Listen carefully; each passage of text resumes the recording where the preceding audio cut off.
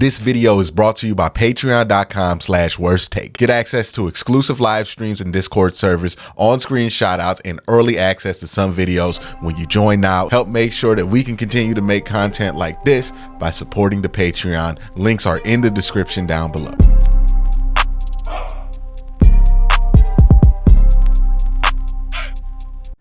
If you are somebody who watches the Browns and then also happens to be on TikTok, I know you know who's on the screen right now. My guy, Chef Zay. I've been watching them videos, and I have a couple of questions, Chef. Let's get it. One, what did that pole dummy behind you do like to deserve the treatment that you give him during these streams? I mean, that's the whole reason why this is my road dog, believe it or not. I mean, he take his beatings, but he a big part of what we do. So major shout out to Bob, but you know what time it is. He really just getting ready for the playoffs, because playoffs, I don't know what's gonna happen during playoffs. I don't know what's gonna happen either. I hope you put some padding behind that, brother. Something like he out of uniform right now. Actually, he usually got the referee jersey on or something. He a little bit out of uniform, so he should get smacked around. Oh, so you be having to be the ops during the stream. Yeah. It's funny because we just opened up a PO box too, so I know people gonna be sending him some op gear, and we got a whole little thing coming up to where we gonna get Bob decked out and try to get some more content for him, because unfortunately they love us, man, more than they love me. What the heck is going on here? That's usually how it goes, man. It's usually how it goes. But it's been interesting to see your rise from these videos. If you haven't seen them, Zay reacts to the Browns games. I believe live on they do live on TikTok. I feel like such an old person saying this. Right. No, yeah, we do TikTok, and we just started to do YouTube and Twitch, and try to spread it out to the other platforms. But yeah, we do the live commentary, reaction. We vibe with the chat. They're a little bit in front of me, so I don't look at the chat during the live. But when commercial breaks on, it's kind of just like a watch party. I'm about to say, you can never look at that. Let somebody who watch party, you can't look at the chat during the game. No, you can't. You can't. You gotta wait till them commercial breaks or them quarter breaks. I used to look at that chat. I spent the whole game mad at chat. I'm like, nah. I gotta just let them go. It's like even people worse. Gonna say. No, it's even worse when when you're right at the commercial break and they already saying what the heck did happen, and it's like, dang, I knew I was supposed to look away 30 seconds earlier, but I didn't know the commercial was about to come on. That's the worst, but. They always trying to spoil it. Or they hit you with the fake spoiler, act like somebody threw an interception. Nah, you just can't look at the chat. Can't look at it. Love the chat. Can't look at the chat. Can't look at the chat. But they did that all game last week. It's one of the most interesting things with the democratization of sports talk. All you need is a microphone and a camera to be able to get into this. I guess my question for you is, what has been the most interesting part of going from, a Browns fan to a Browns fan, other Browns fans? No. I mean, I guess it would be like the community that I've built. Like, there's nothing like having a group of people that not only feel the same way that you do, but support the same thing that you support. And honestly, we're not here without them. So I think that's the biggest thing that I get from all of this is just, I like to interact with the fans, whether it be the trolls and whether it be the people that been here since day one. They the ones that put us in this situation. So I give all of my credit to them. Absolutely. Absolutely. Now, the Browns are 9-5. I don't know about you. Say it again. Wait. Say that one more time. I didn't hear you. 9-5. Sheesh. With wild. 3 games left, they're probably playing Case Keenum this week. They're not playing Aaron Rodgers. Aaron Rodgers not playing for the rest of the year. I know they said he coming to practice, but they also said he ain't playing.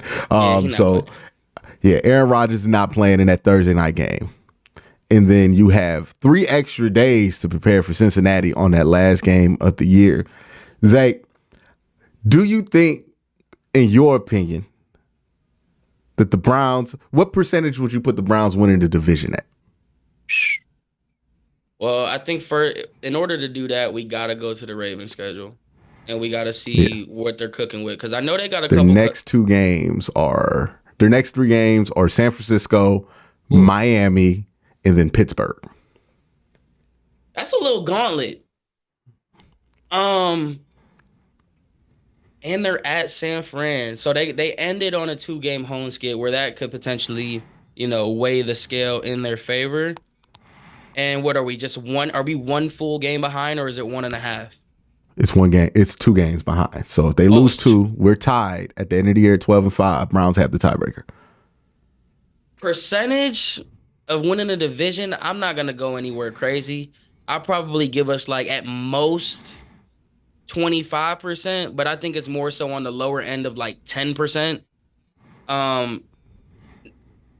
But we've seen crazier things this year, and we all know Lamar Jackson tends to get a little frail towards the end of the year. So maybe something can go in our favor, but, we're not going to bank on injuries or anything like that to dictate if we win the division. Obviously, we got to handle our business, but I don't think us winning the division is in the cards. I would love it, though. How hard would you smack the dummy if the Browns got to the division? He might not make it to the playoff game if we can win the division. Shoot, I might not make it to the game if we can win the division. That would be crazy. It's one of the things, like, we've only experienced wild card games as Cleveland Browns fans. I don't know what people would experience if it was like a home game. And even the last time we had a wild card game, it was during the pandemic. So there's only but so much outsideness that you could be at, right? And I think what's been interesting about this year as just a Browns fan is how little nostalgia we've been living off of with this run. It seems like it's been that way since for the last few years. But I remember a time where every time we got 2 running backs, we're like, oh, can they be the new Mackenbiner? Or every time we got 2 cornerbacks. William Green, Lee Suggs. Yeah, Remember or every them? time we got two DBs, we're like, oh, can they be the new Minifield and Dixon? And we're always trying to be like, hey, can we recreate the magic of the 80s? What has been interesting about this year is that we haven't been talking about none of the past at all. We haven't been like, oh, this is like this season, this is like that. And you usually hear a ton of this, like even in 2020 when the Browns had that run, they're like, oh, this reminds me of this season and Bernie was a murder. Nah, man, Browns fans are genuinely watching this. Like, I have never seen anything like this in Cleveland before. And I think the reason it feels this way is, in my opinion, this is the first time in a very long time, and I couldn't speak for what the organization was doing in the 80s, right? I know they had Marty Schottenheimer, I know they had Bernie Kosar, but I don't know how people felt about the GM or anything at that time. This is the first time I'm like, okay, they kind of just have an organization in place where it's like, okay, Yes. Kev's the dude, AB's the dude. It's been that way for a while. We have guys who have been here forever. Like David Njoku being a locker room leader is one of the most interesting turns. Because his personality when he first got here was like, it was not built that way, right? He was not. He was absolutely not Mr. Team guy, right? Like, he was like, hey, I'm gonna do what I gotta do. And then he's developed into that, right? Over 7, even a dude like Miles, like, you go back and you look at year 1 Miles and how he was interacting with people to how Miles is now. It's like, one, he's just so much more confident. Like, at some point, somebody seems to have gotten to him and told him, you Miles Garrett. You the man. And he walks around as if he's Miles Garrett. He know his stuff is stinking back there for sure. Yeah, he knows people fear him. Like, he walks around with the confidence that you can only have as a man who knows he scares other people and he terrifies other teams. I think Jim Schwartz is talking about it in his press conference. Oh, Miles Garrett, like, I haven't seen people this afraid of one player since, like, what, Calvin Johnson. Like, this is, and I don't think many people talking about the defensive player of the year conversation understand this. This is like Darrelle Revis levels of avoiding him. Yeah. Like, they're putting so much attention on him, Zay. Like, and the Browns Double defense blocks, is so chip good. block. Yeah, and it's like the Browns defense is so good, and teams are still like, nah, 3 of them. Him. But I don't care if I'm leaving all pros Zadarius Smith 101. I don't care if I'm leaving Dalvin Tomlinson Pro Bowler 101. I'll live with it. He can't get loose. And they're right, because the one time a team was like, hey, we're not afraid of Miles, it was Indy, and they sure regretted that decision. He was single-handedly like 17 points that he managed to muster it up by himself. Yeah, there's nobody like it. There's nobody like it right now. And I understand there's people you can make a statistical argument with, but I just, at some point, we got to just ask the offensive coordinators, man, who you trying to play the least? I feel like it's 95. But I mean, there's so much credit to go around for all of that, though, because you talk about Miles, and I was thinking about this earlier today, because you gotta, when it comes to Cleveland, for some reason, you always have to go the extra mile to give the reason why this player should win X amount of award or whatever the case may be. And with Myles Garrett, I think you just said it. It's like, not only is he still getting off and teams are literally putting 3-4 guys on this guy, but I think it's a testament to Andrew Berry and the fact that he's got these plug and play guys that team, like you said, we've only known one thing for so long. We've known destruction. This whole year has been destruction. For us to figure out a way to manage this destruction and actually win, we don't know how to react to this. And I think it's so special because everyone always was quick to jump to Andrew Berry this year. Andrew Berry is trash. Andrew Berry can't draft this and that.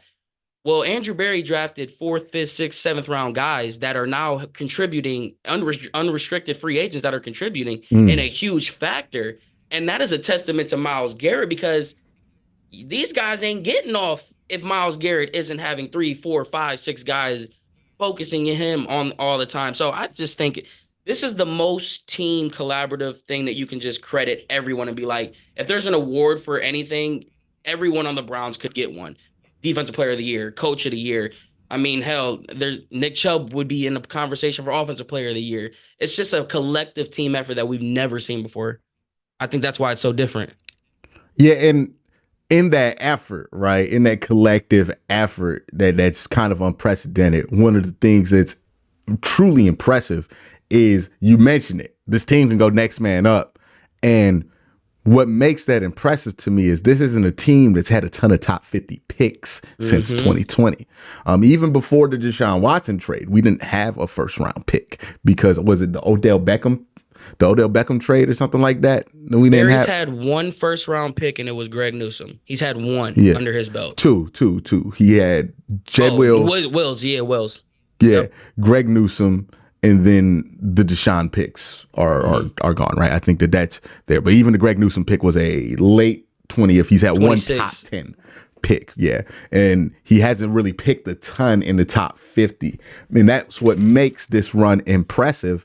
And I think people, since Andrew Berry and Kevin Stefanski have been so good at being able to just get stuff out of these guys, right? And then Kevin did a great job of hiring somebody, and Jim Schwartz, who's doing a great job of getting a lot out of him. People kind of take it for granted as if you could just plug these guys in, when we've seen what these level of players have been able to do in other Cleveland Browns team. And it says everything. Like, for years, the Browns were a team that would have a player, we would be frustrated with them, that player would leave, be good somewhere else, and we always think, why can't they do that here? Yep. I can point to, and I want to see if you agree, you have any players you think fit this description. JOK, Grant Delpit, David Njoku. Those are 3 Browns on this team that are contributing to me, that I'm like, those are dudes we would have lost to New England. Oh, yeah. Like 100% would have fell through the cracks because we changed coaches. Some coach put them in a doghouse. Then you change GMs. That's not the same guy who drafted them. Next thing you know, they trade this dude for like a 6th round pick or whatever because they tired of him, and they put him in a bad spot to develop. And all of a sudden you see him pop up on a different team. And you're like, oh, wow, he's really good. And that's what's different. Those guys aren't slipping through the cracks anymore. And then you're getting other guys who, since those guys aren't slipping through the cracks, are able to develop. And then you have a situation where DeAnthony Bell pops in there. And Alex Wright, DeAnthony Bell pops in there, and they're ready to go, right? Like, I imagine if something happens to Deshaun next year or in the next couple of years, We're gonna say the same thing about DTR, right? Like maybe not in his rookie year, he might have not been ready his first year, but in a couple years, we might go like, hey, the kid's ready. Mm-hmm. This And is I think what that they was an do. They original always plan too. develop. Yeah. And they always are developing these guys behind the scenes, and they're always having guys ready and backup plans ready. Okay, this guy goes out. We got Cam Mitchell for that, right? Okay, Mm-hmm. Greg can't play. Denzel can't play. We got a plan for that. And that is what a well-ran organization is, right? That's what separates you. How much can you withstand if plan A goes wrong? And plan A went wrong, plan B went wrong, plan C went wrong. We on plan D You know right what's now. funny about that though? I think we needed all of those plans to fail in order to be where we are today. Like it's so weird to sit here as a Browns fan. Now I know I get to talking crazy sometimes, but honestly, I don't think we are where we are today if Nick Chubb doesn't get injured, if Deshaun Watson isn't out playing. Because let's be honest, before even when Deshaun Watson was winning games with this team, it didn't feel right. It didn't, something felt weird. Something felt off. The chemistry, the energy, something just didn't feel right. But now David Njoku, he just actually Hayden Grove just had the video of it. And he talked about how Kevin Stefanski's emotion has been the biggest growth that he's seen, and it is, and they feed off of what he has done this season. And I don't think that if we went through what we went this season, I don't know if we'd be sitting here as confident as we are. I just Is don't feel it. inter is interesting with the offense because I'm like, how much of this is fit versus it was due to happen, right? Like it was kind of bound to happen because there had been so much change at quarterback. Like this week, if Joe Flacco plays, he's on the injury report, but if he plays, it's going to be the first time all year we've had a quarterback start 4 consecutive games all season. We're in week 16, right? Like I think that has a lot to do with why the offense has just kind of been up and down and weird. And then you just finally said, screw it, put in Joe Flacco, who's more of a true fit in the more base style of the offense that you run. So do you But I do think think that there's something to the awkwardness of Deshaun in this offense because I think I talked about this with Cole, and I was like, I think when I watch Deshaun in Cleveland, I think that there were a series of underestimates made on both sides about what needed to happen to make this work. I think Deshaun underestimated that he would have to change or that things would have to change in order for him to work. You know, I think he underestimated how much his play style was malleable versus not. I also think he and his people greatly underestimated what kind of town Cleveland is, because I think people see Cleveland's in Ohio and they think it's an Ohio town. It's much more like Philly than it is like Columbus, right? Like it's we will ruthless boo here? you. Yeah. Yeah, we will boo you. Like if Ohio State was in Cleveland and Jake, what was the dude's name that everybody hated? Was Johnny? Wait, who are we talking about? Oh, was Jake the Paul? quarterback at Ohio State? Oh, Kyle McCord, Yeah, if right? Kyle McCord were here, look in Columbus, they not gonna boo that kid. In Cleveland, they are gonna boo that child Yep. and make him cry. We've made people cry before, right? Like this, it's a different city, right? We're more Yep. like an East Coast city. And I think he thought it was going to be like kind of like he was playing in Green Bay or something, where we just be happy that he's here. And I think he was thrown off by the fact that it's like, nah, dog, like you go 3-and-out 3 times. Like, hey, look, we love Joe Flacco, but Joe Flacco understands this because he is from Jersey. Mm-hmm. He knew he was one more 3-and-out away in that game last week from getting booed from the fans be like DTR because he had threw 3 of the boys and the third one was egregious. And you know what he did? Came back and did? Threw Darted. that deep ball to Marquise Goodwin. Be like, no, I still got it, boys. Like, don't boo me. I Like, just, I just want to see. I just want to know. Like, here's what I'm scared with because we know what's coming. Let Joe Flacco go on this run this year, man. This offseason is going to be just. It's going to be annoying in a sense because we are going to have this conversation every single day. So, where are you at with this whole? If Joe Flacco performs, are you what? Number one, what's the money that you're willing to spend? And number two, are you actually having the conversation that is, yo, Watson, we're just gonna ride this train until the wheels fall off? Like, where do you go? Because I think the obvious answer, that we all know should be obvious, but it's not obvious because we're Cleveland and we're emotionally attached to certain things. And Joe Flacco, we are emotionally attached to right now. Yeah, so here's realistically what I think the Browns' options are. One, you got to figure out if Joe's even going to want to even come back, if he's going to be retired, if he's going to get the money or whatever. He's 38. There's a good chance that he's like, hey, man, this is my chance to go out with some dignity. And he just takes that, right? He already said that he wanted to play, though. That's the thing. He's already got Yeah, but dudes change their mind all the time. That's fair. Like, it's easy to say that when you're like 3 weeks into your comeback. Let's see how he's feeling like late January if he gets there. Like, it might be a little bit different, right? Because the football wear and tear does take its toll on you as time goes on. And he might, like, in the offseason, he might be like, hey, is it ever going to get better than this? Right. Am I always going to be chasing this? And if that's the case, he's probably going to hit that retire button. Again, 39, got his kids at a certain age. He got a lot to factor in right now that he's just not thinking about because he's at a hotel playing football all the time. So it is possible that he retires and this is a non-story. But I do think if you're the Browns, like, you got to figure out, you've already committed to him financially. You got to commit to him. And if you think he can be the franchise guy, which when you hear Kevin talk, it does seem like he thinks that about Deshaun. And they just feel like they got to get more work and reps in, which again, he's only played 12 games on this team.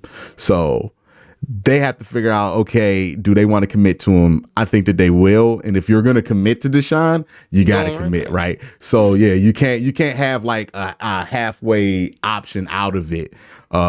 Just in case if you're going to go with them. You just got to commit to it. I think it'll end up being fine because you were fine when he was out there. You were able to win games. It's not like this defense requires greatness from the quarterback position.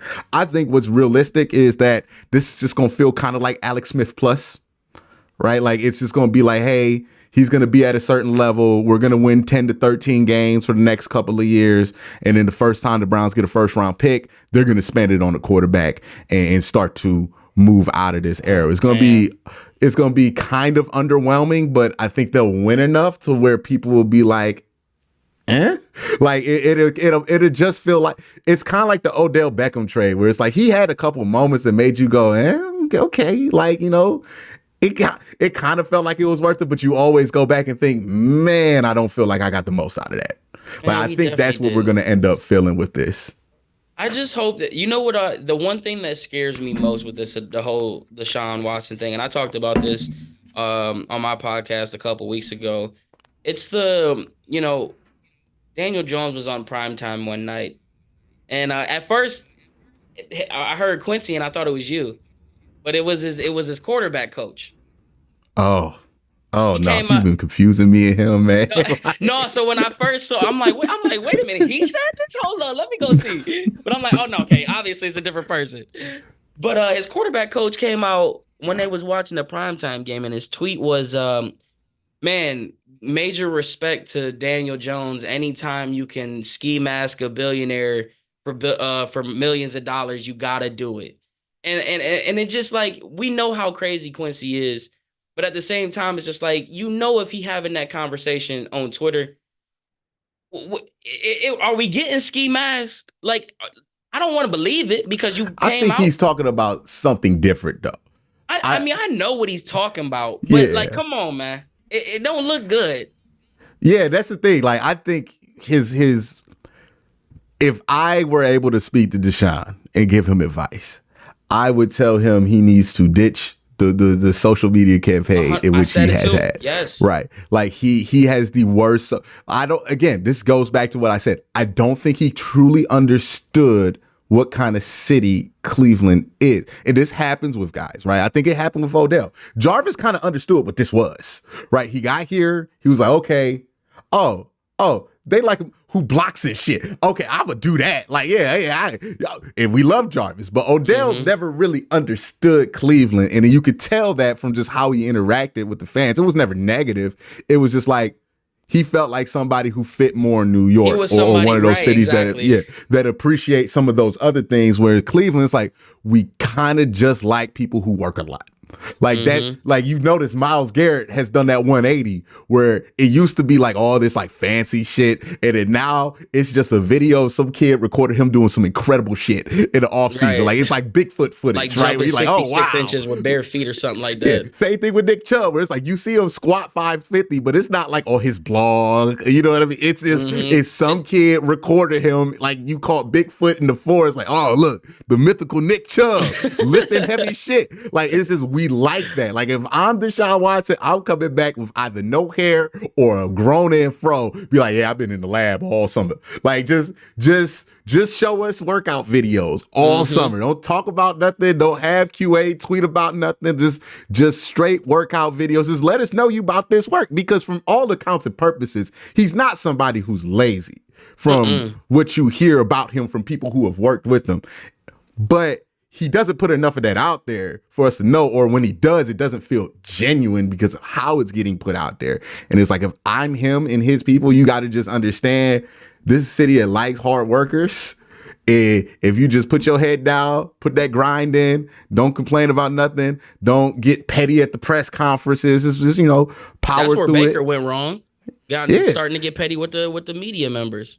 It was all down. It was like, all right, like here, and then people didn't think he was working that hard, right? Like, and all this other stuff. And it's like, you gotta just understand where you're at. This is an industrial town. This is a steel town. And I think that's been some of the dissonance that we felt, right? Because Joe Flacco inherently gets it because he's from a city that's similar to this. Jersey's not that much different than Cleveland. It's a little bit, they have a little bit more dip on themselves at times, but it's the same thing as Cleveland. And I think that's the thing where Deshaun had that dissonance where it's like, I don't think he understands this.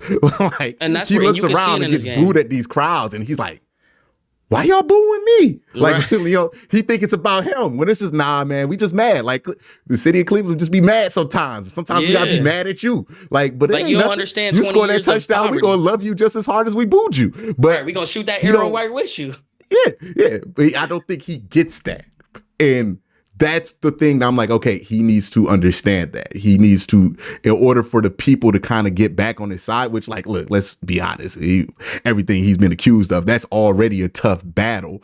But I think that's one of the things he hasn't helped himself with, is because if for the average fan that just wants to watch a football game, there is stuff about him that bugs them. Like, for as stupid as I thought Sweetgate was, I do understand why something like Sweetgate happens, because it's like, it felt like something you would see Odell do, right? And the whole Odell thing bugged us for whatever reason, because like, he doesn't want to be on the team, this or that. And it's like, yeah, I get it. It's stupid, but you do got to play the game at some point, right? LeBron had to play the game at some point. Miles has to play the game. So if you're Deshaun, you just got to like understand, okay, you got to play this game a little bit if you want to stay here. Now, if you don't want to stay here, and that's the $1 million question. That's the question, though. I think it's more so like this, though. It's like, bro, if you don't want to be here, though, like, I almost feel like you need to just be forward with us on that, like, because we see what type of quarterback Kevin Stefanski needs now. Deshaun Watson is completely out of his element. I think we can make that assumption now, can we not? I'm not saying that he can't adjust, but I think Kevin Stefanski suits better with a pocket passer quarterback, someone who can understand, someone who can lead by example, exactly like how he wants it. And Deshaun Watson isn't that type of guy, I don't think. I don't think it's more about the pocket passing as it is about just staying on schedule, right? Like getting those 5 yards, not taking the extra risk, or just, I think you could get away with it with multiple different styles, is my point. I think that you can figure it out with Deshaun. And like, to his credit, some of his best stuff was like, he had that bad game against Pittsburgh, but every game that he played in and finished after that, he was pretty good in, right? Tennessee, Arizona, and then Baltimore. He was good in those games. And I think that there's something there that they could figure out. It's just, they got to both come towards each other a little bit more than what they have in order for it to work. Because right now, I think that Kevin thought he would only have to go this far. I think Deshaun thought he would only have to go this far. And they're realizing right now how much space was left in there of opportunity that they weren't meeting each other at. And that's why I say this whole Deshaun Watson thing feels like a lot of underestimations from both Kevin and Deshaun. And it's up to them this offseason to figure out how they want to go about it, because it can go multiple different ways, right? It can go, oh, okay, I see what I need to do. I'll come towards you. And Kevin's like, okay, we're going to make this work with you. And that could be easy peasy workout. Or it could go, so you really don't want a dude like me at quarterback, right? Or Kevin goes, I don't think I want Deshaun anymore. And then it becomes this whole thing, and then that's going to be chaos. So we got to see how the offseason comes out. But given that this Browns organization has been competent the last 4 years, I think they'll be able to figure this out to a point to where they can put out a serviceable offensive product that'll be somewhere between flashes of great, but just solid for most part. And I think that's the world we're going to live in. I think we do need to step out of the he's going to get back to 2024. That is that yeah. It's been too many years. Like, he's just simply too old now to expect him to get back. We just saw Joe Flacco come in and throw for 400 basically. So we got to throw that out there. Yeah. I know you got to get ready to go. So I wanted to ask you one more thing before we end this. It may be a stupid question to some people, but I just want to get a feel, because I think we will have conversations like this. Amari Cooper's been in the media a lot lately. He's got a big smile on his face. He got different energy we ain't really been seeing from him. And one of the things that he just, every press conference, he's harping on how he's it feels rejuvenated. Or Joe Flacco's coming in, he throws such a great ball, this and that. The locker room is just, they're all bought into Joe. I'm not asking, you see me laughing. Do you think Deshaun Watson is going to have to, I put this in quotation marks because it's kind of a sarcastic question, win the locker room back?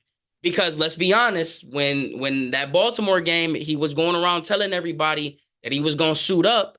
And there were the rumbles that the players were upset, whatever the case may be. Obviously, we've won games since that game, but you know how locker rooms can be. You know how people can be when they gravitate towards a player. What you think? I would say this. I wouldn't read people's reaction to Joe Flacco as a reaction on Deshaun. Fair. Because I think it's more or less, hey, we don't got to play a rookie no more. Okay, right? Perfect because answer. That's kind of the change that they made when they went from PJ Walker to Deshaun. Was like, oh, dog, we about to do this, basically. Mm-hmm. Like, once Deshaun got back, it was a change in that locker room. Deshaun gets hurt, you go to a rookie. The rookie has a couple moments there, but it's obvious he's a rookie. And then you put in Joe Flacco, and you go, oh, we ain't got to do the rookie thing no more, right? Like, okay, cool.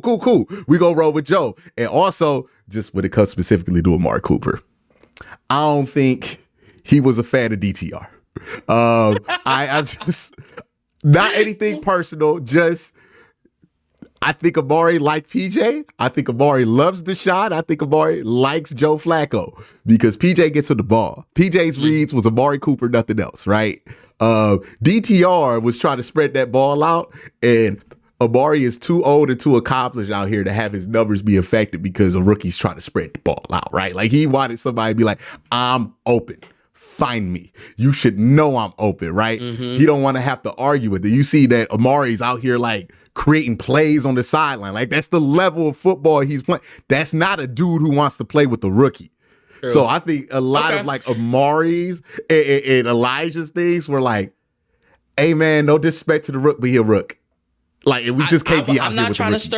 I'm not trying to stir up no mess or nothing. I just think it's a fair question to ask because we know how locker rooms can be. We know how you can grow to love someone. Yeah, and I think they just view Joe Flacco as a starting quarterback, and they did not view DTR as a starting quarterback or PJ Walker as a starting.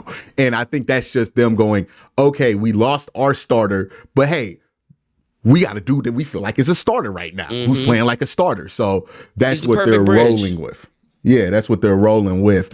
But if Deshaun come back in camp, start throwing that thing in mini camp, they'll be all right with it. They gonna welcome him back. They gonna welcome him back. Yeah. I'm honestly not ready for the offseason. I'm Deshaun ready gonna to take her enjoy to this Puerto ride. Rico again. Like, it's gonna be all good. Right. West Virginia coach? No, we ain't doing West Virginia this year. We gonna do West Virginia, Puerto Rico, and the Bahamas. Like it. Right. That's what the money for, right? That's funny. But Zay, thank you for coming on, man. Appreciate you checking it out. Make sure that where can they find you at specifically? Well, I appreciate you for having me. We're gonna have to do this again for sure. But you can catch me on pretty much all platforms at Chef Zay. Twitter and Instagram, I believe, is Chef Zay23. You can go to their website, crockpotcle.com as well. Check out the merch there or whatever. And we live every game doing the live play-by-plays and commentaries.